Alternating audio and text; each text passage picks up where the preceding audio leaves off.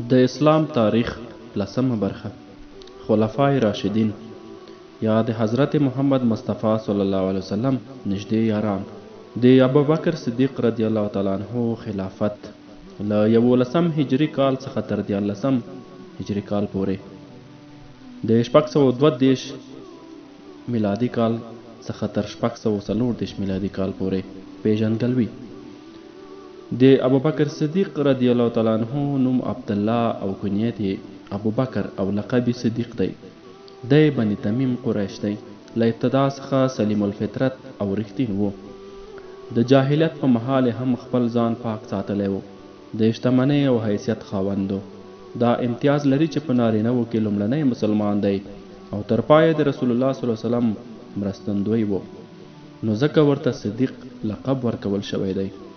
د اسلام لپاره له سر و مال څخه تیر و. په ځینو وختونو کې د کور ټول مال و متاع د دین لپاره خندلی دي. په هجرت کې به په بدو حالاتو کې د رسول الله صلی الله علیه وسلم ملګری و او د غار د یار اعزاز یې حاصل کړی دی. په مدینه منوره کې د رسول الله صلی الله علیه وسلم ملګری او ځانګړی صلاحکار و. په ټولو غزواتو کې ګډون کړی دی او د سرښندنې جوهر یې ښکاره کړی دی. رسول الله صلی الله علیه وسلم ورته د وروستۍ ناروغۍ په مهال د امامت دنده ور وسپارله چې د ده د خلافت د حق په لور اشاره وه. انتخاب رسول الله صلی الله علیه وسلم لا خاورو ته نه وسپارل شوی چې د خلافت جګړه پیل شوه او دې جګړې داسې ناوړه صورت غوره کړ چې که ژر تر ژره یې چاره نه وای شوې، الله جل جلاله خبر دی چې څه به کېدل او لرې نه وه چې د رسول الله صلی الله علیه وسلم له وفات سره د اسلام کور وران او ویجاړ شوی وای. انصار دوه قبیلې وو، اوس او خزرج. اوس هغه د خزرجانو شمیر زیات و. د خزرجانو مشر سعد د عباده د زوی له کور سره نږدې یوه سقیفه یا سفره جوړه کړه چې سقیفه بن سعاده به یې ورته ویل. کله چې د رسول الله صلی الله علیه وسلم د وفات خبر اعلان شو، د انصارو مشران په سقیفه بن سعاده کې سره راټول شول او د خلافت دعوه یې وکړ او غوښتل چې سعد د عباده زوی خلیفه کړي. سعد رضی الله تعالی عنہ یوه وینا وکړه او ویل چې انصارو د اسلام ډیر خدمتونه وکړل، نو ځکه خلافت زموږ حق دی او دا به په هر قیمت چې وي اخلو. د انصارو مشرانو په دې برخه کې هوکړه وکړه چې په دې مهال یو انصاري وویل که مهاجرین د خپل قرابت پر بنا خلافت خپل حق بولي، نو هغوی ته موږ څه ځواب ورکړو؟ یو بل انصاري پاڅېد او ویل چې که داسې وشي نو موږ به ووایو چې دوه امیران دې وټاکل شي، یو له قریش څخه او بل له انصارو څخه. سعد رضی الله تعالی عنہ پورته شو، ویل دا راز فکر زموږ د کمزورۍ دلیل دی. په دې مهال دا خبر ابوبکر صدیق رضی الله تعالی عنہ ته ورسید. دا ډار پیدا شو چې دا کار کومه فتنه راپورته نه کړي.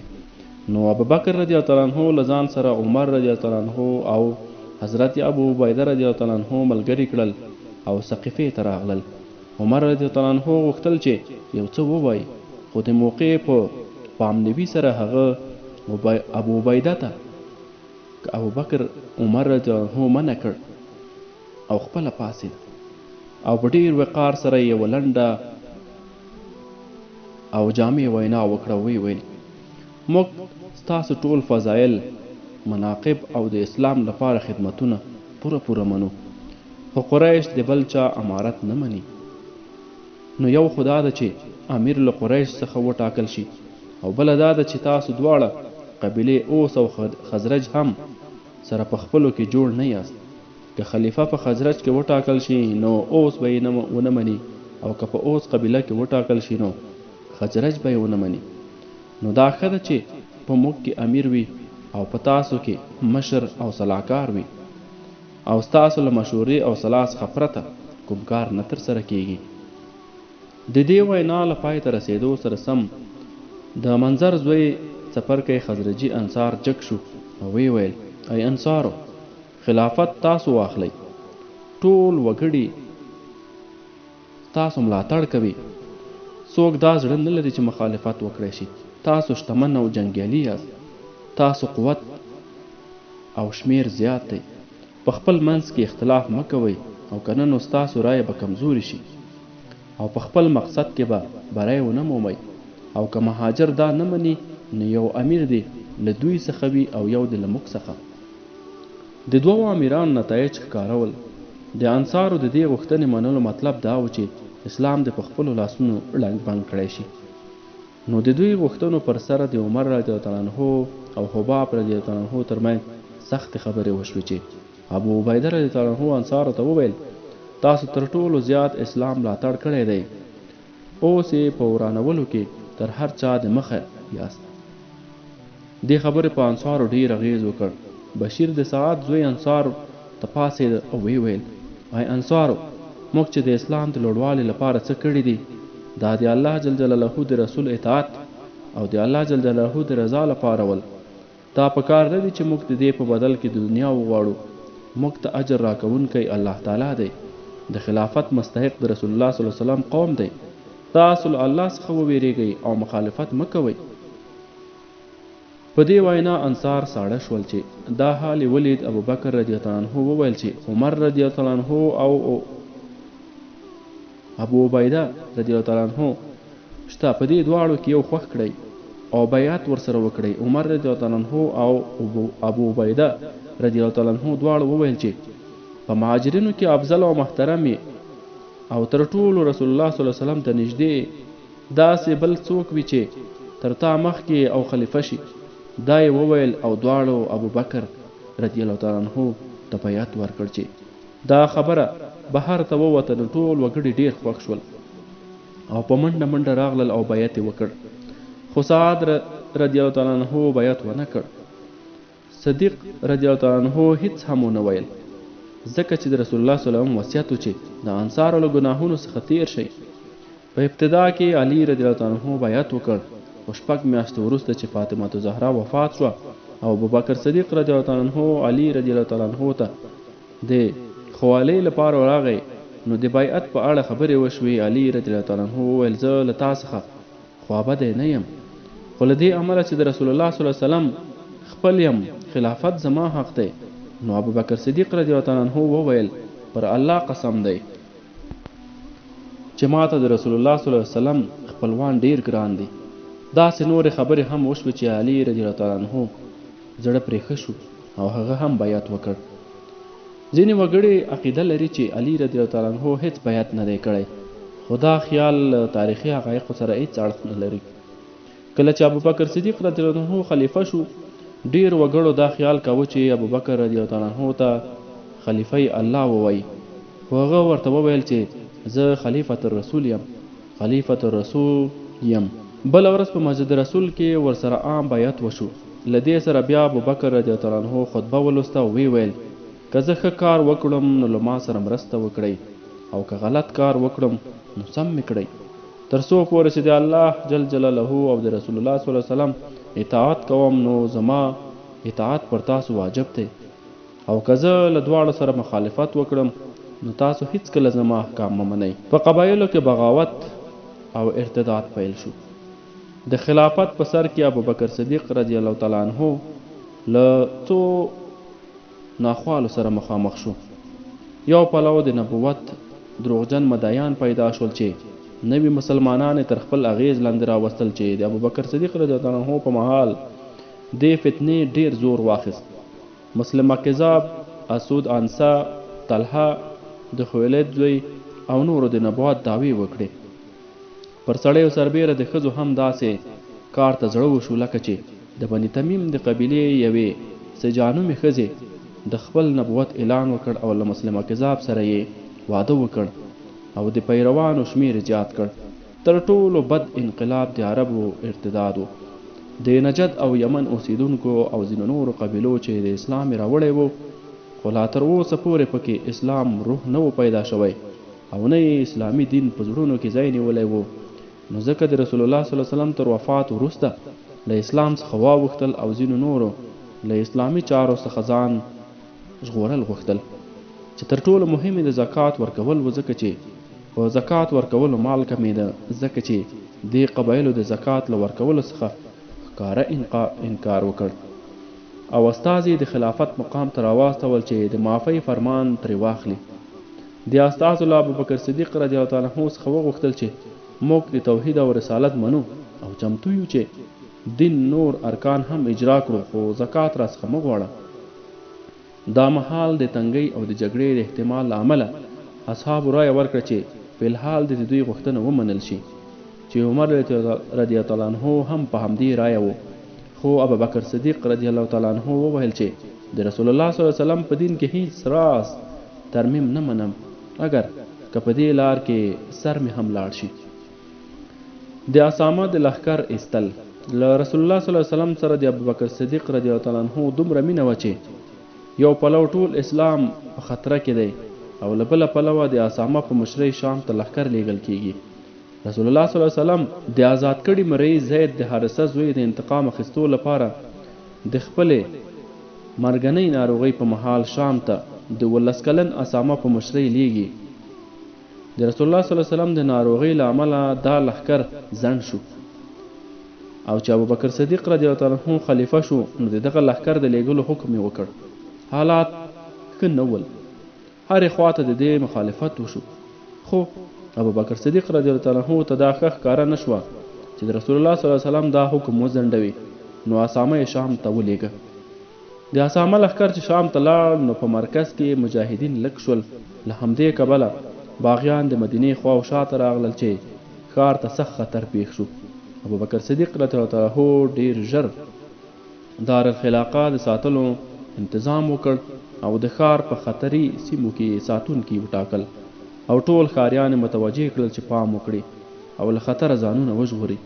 کله چې اسامه بیرته راغی، ابوبکر رضی الله تعالی عنہ د مرتدانو او د زکات نه ورکوونکو په خلاف کوم اقدام ونه کړ. 40 ورځې وروسته اسامه د زید زوی په بریالیتوب سره بیرته راغی، نو هغه په مدینه کې خپل نایب وټاکه او په خپله د لښکر مشري په غاړه واخیسته او په باغیانو پسې ووت. اصحابو ورباندې اعتراض وکړ او ویل چې په دارالخلاقه کې ستا پاتې کېدل ډیر اړین دي، خو ابوبکر صدیق رضی الله تعالی عنہ ونه منله او په خپله لښکر سره د مشر په توګه روان شو او د مدینې په شاوخوا کې راټول شوي باغیان مات او خواره کړل. له مدینې څخه 12 میله لرې یو ځای کې قیام وکړ. پوځ یې په 11 برخو وویشه او د هرې برخې مشري وټاکله او په دښمنانو پسې هره برخه ولېږله. د نبوت د مدعیانو سټه ایستل. د بني اسد مشر طلحه د نبوت مدعي و. د له خپلې قبیلې سره بني طبي او بني غطفان هم خپل ملګري کړل چې په دې توګه ورسره ډیر وګړي ملګري شول او شمیر زیات شو. خالد بن ولید د دوی د ځپلو لپاره وټاکل شو، نو د حاتم زوی عادي ته غوښتنه وشوه چې 3 ورځې صبر وکړي، په دې 3 ورځو کې به خپل قوم پویه کړي. خالد رضی الله عنه ورسره خبره ومنله. د عادي هڅې بریالۍ شوې او د غطا قبیله او جدیله قبیله یې تقریبا 1000 تنه کېدله چې له طلحه څخه ورواړوي او په مزاحنو مقام کې د خالد رضی الله عنه له پوځ سره ملګري شول. طلحه ماتې وخوړله او ډله یې خپره وره شوه او په خپله تر یو څه مودې پورې په مختلفو هیوادونو کې وګرځېده، خو بیا بیرته مسلمان شو، مدینې ته راغی او له خلافت څخه یې عفو وغوښتله. له دې وروسته خالد رضی الله عنه د تمیم جنوبي قبایلو مشر مالک د نویره زوی مات کړ.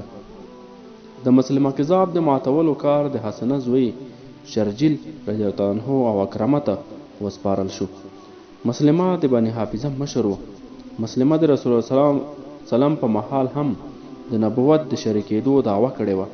رسول الله صلی الله علیه وسلم له وفات څخه وروسته دی نور هم زړور شو او د عربو 4000 صحرایان ځان سره ملګري کړل. اکرمه ته ابوبکر صدیق رضی الله تعالی عنہ هدایت کړی و چې تر څو د شرجیل لښکر نه وي راغلی تر هغه مهاله به له مسلمه څخه ځان لرې ساتي. خو د شرجیل فوج د راتلو انتظار ونه کړ او پر بني حنیفه یې حمله وکړه او ماتې وخوړه، چې په دې کار ابوبکر صدیق رضی الله تعالی عنہ ډېر خوابدی شو او اکرمه یې دارالخلافه ته راوباله. په دې مهال خالد رضی الله تعالی عنہ د مسلمه له لوري رافارغ شوی و چې بیا دا دنده هم همده ته وسپارل شوه.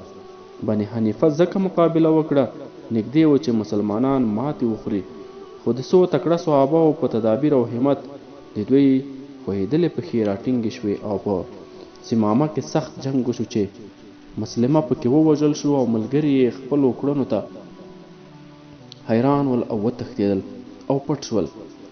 خو یو زړور انصاري مسلمان د ګړ پر دیوال وخوت او دروازه یې نور ملګرو ته ورخلاصه کړه چې مسلمانان ورننوتل. بیا څو تنه خالد رضی الله عنه ته ورغلل او سوله یې وکړه او بیا مسلمانان شول. وی ویل چې په دې جنگ کې د مسلمه 1,000 کسان مړه شول او تقریبا 1,100 مسلمانان شهیدان شول.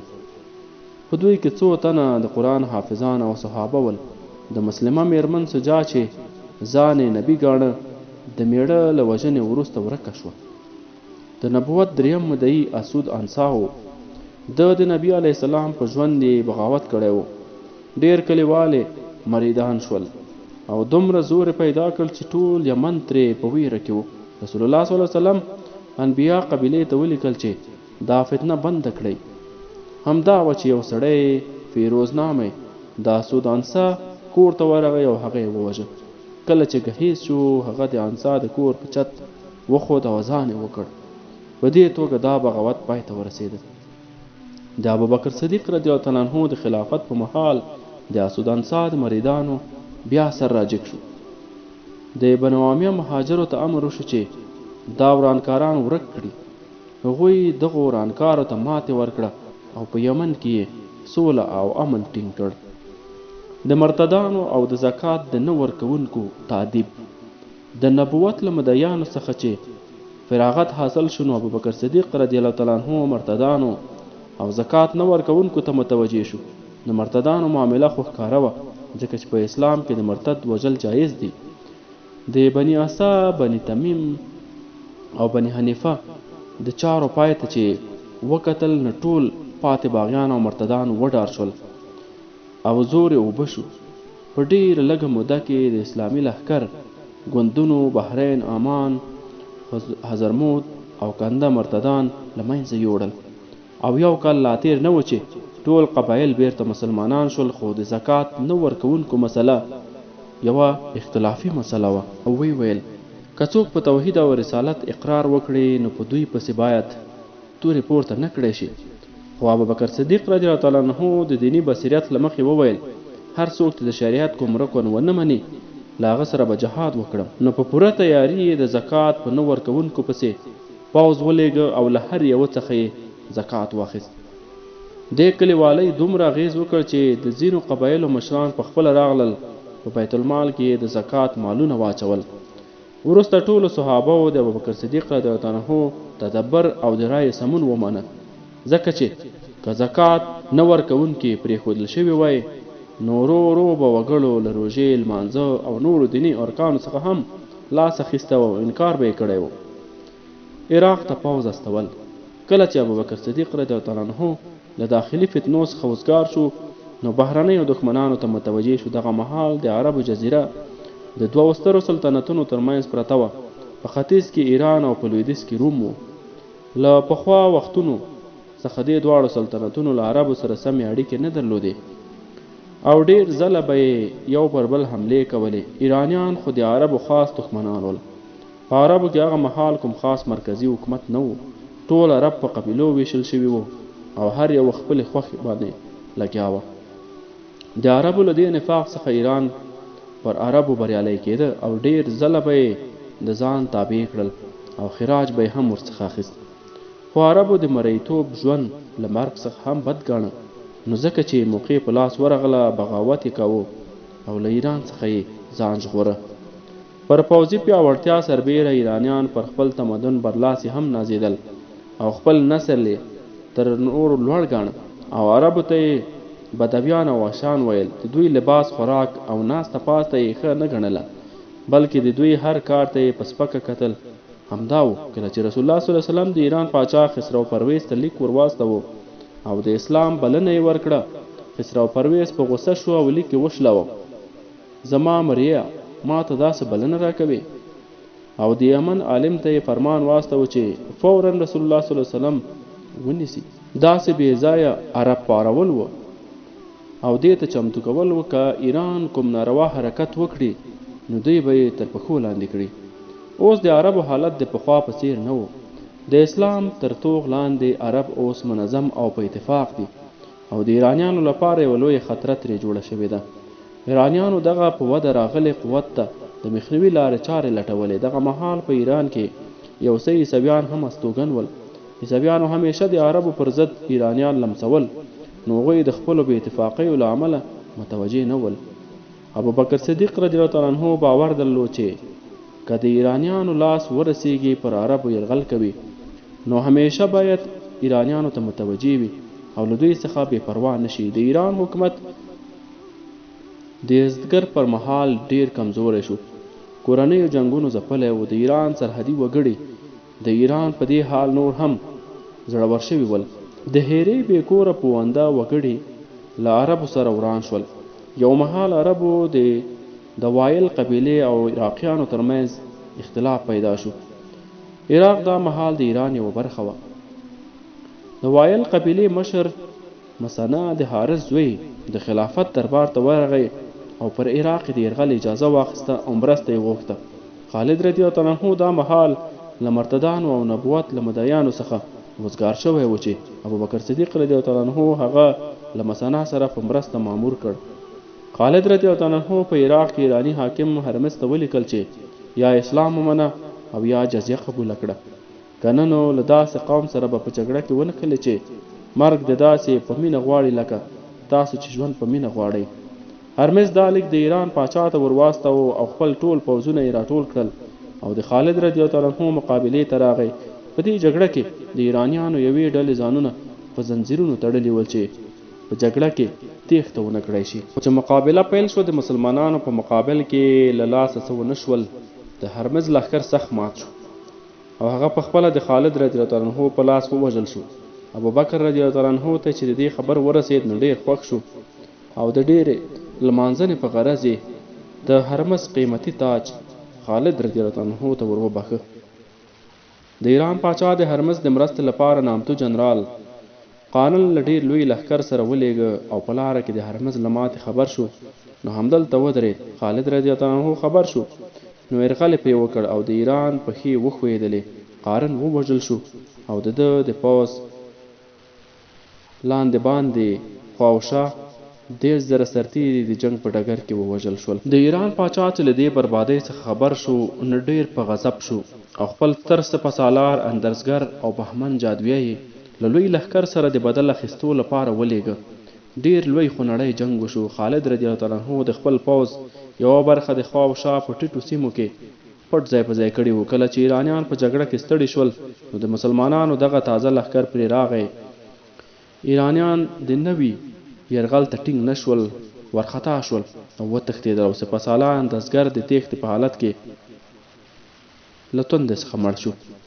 وروسته بیا خالد رضی الله تعالی عنه د بکر د قبیلې له هغو عیسوي عربو څخه انتقام او کسات واخیست چې له اندرزګر سره یې مرسته کړې وه او بیا د بهمن جادویه په پوځ کې شامل شوي وای.